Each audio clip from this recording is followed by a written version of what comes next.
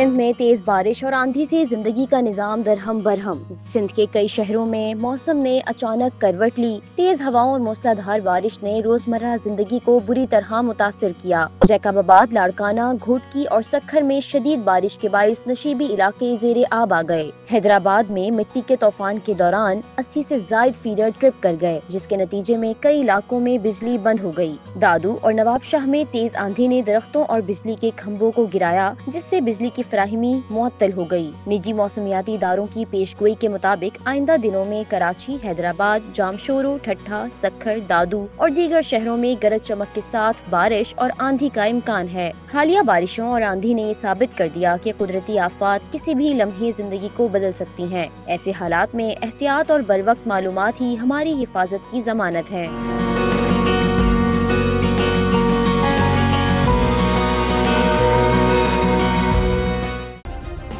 Subscribe करें और bell दबाएं ताकि कोई खबर रह न जाए।